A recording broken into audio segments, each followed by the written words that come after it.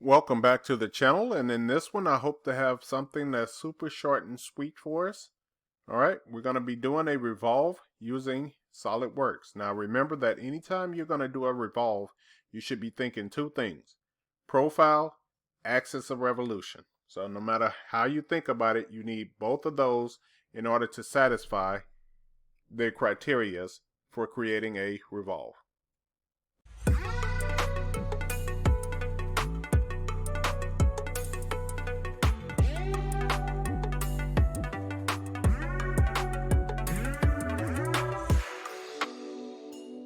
So here in Solidworks, what I'm going to do is I'm going to start with the new icon by selecting it here. I'll go ahead and double click on the parts, and this should open up our parts. Now this one will be a different unit. So I'm going to be using the inches, pounds, and seconds. So I'm going to click the fly up here, and then I'll select inch, pounds, and seconds. Let's go ahead and start our sketch. We'll go ahead and place this one on the front plane. And then we'll use a midline sketch. Click here. I'll go up to here. Let's escape out of here and then go ahead and put a dimension on this line of 2. Okay, so that's my overall length, right?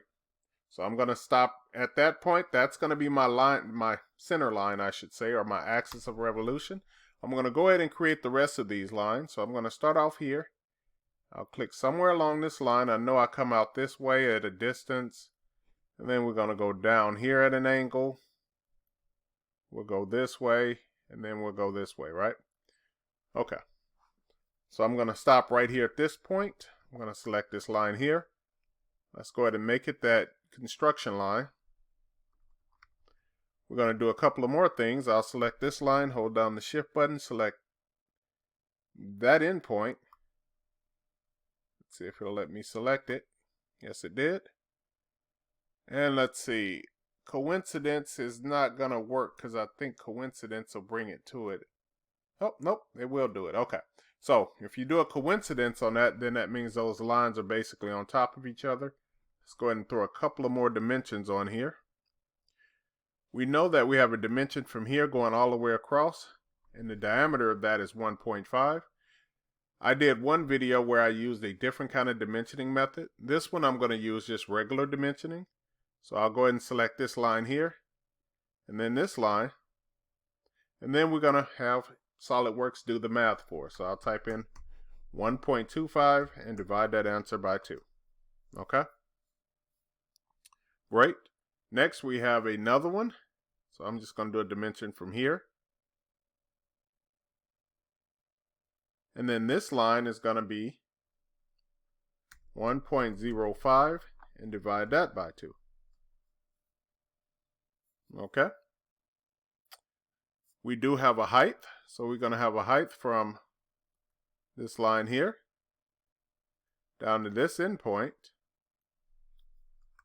That has a height of 0.1. And I'm trying to look for one other thing we need. Yes. So we're going to need the length from here to that point is going to be our 0.2 divided by 2. Okay. So far so good. We got everything here at the bottom satisfied. I'm going to kind of jump up here to the top a little bit. So I'm just going to draw a line somewhere in here. Okay. We're going to throw a dimension from the center to there. And it's going to be 0.6 divided by 2. All right. Let's go ahead and we can kind of start building the top of this if you like, or we can go ahead and put the arc on here. So I'm just going to stick with building the top here. So I'm going to draw another line going out this direction. Now I will make sure I kind of stay away from any relations that I have here at the bottom. So let's draw a line from here going out this direction here. It kind of cuts back this direction. All right. We know we have a height. So let's go back to our dimensioning. From here going to here.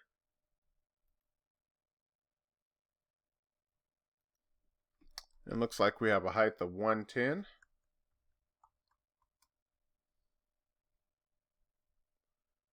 And we do have another height from here to that end point there,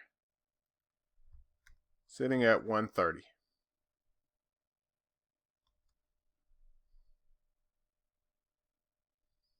And we do have an angle on this line. 147 is the angle.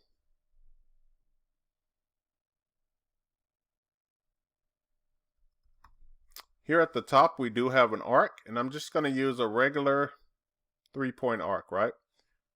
So you can see I'm going to have the endpoints first, and then it gives me my arc angle, right? So I'll click here, and then here. Then I know I have to create it somewhere out here.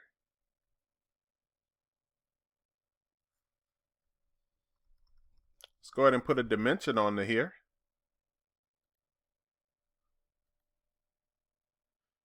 So it's giving me a radius dimension. I'll click here. Remember that I have a diameter dimension over here. So I have to take the diameter dimension and divide that number by 2. Okay. So you can see that this shape is almost there, but I can do some movement or moving this around a little bit. All right, and I'm just kind of looking over and making sure I can see any other things. One other thing you might want to do is this line here. If I hold down the shift button and select this line here, this should be a coincidence relationship. Okay. All right, so now the top of this is done. Looks like we're almost set.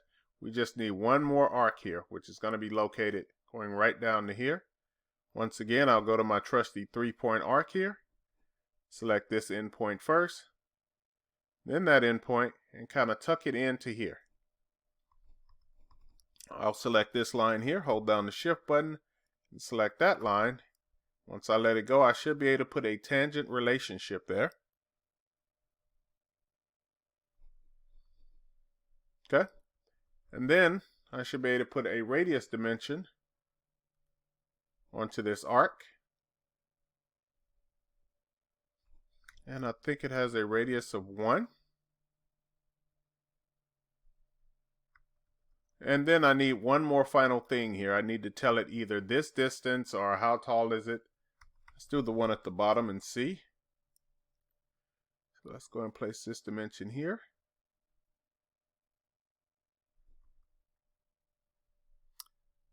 And is it going to make me just do it this way? There we go.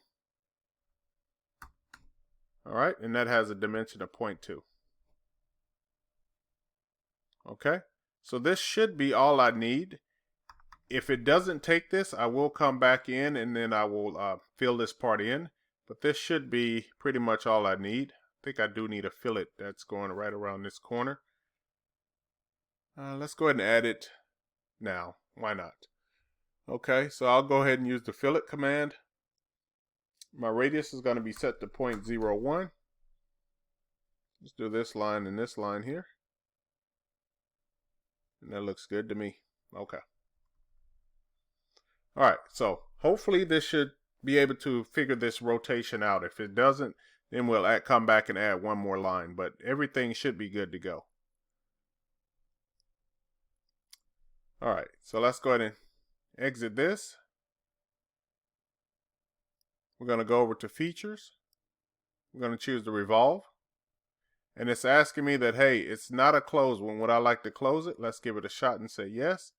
And see if it's able to predict it. And it does. It automatically picked that and the axis of revolution around it. Perfect.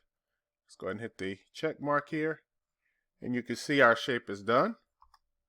Let's go ahead and take a look at it in an isometric view. Okay. So, like I said, this one was short and simple, just a basic revolve.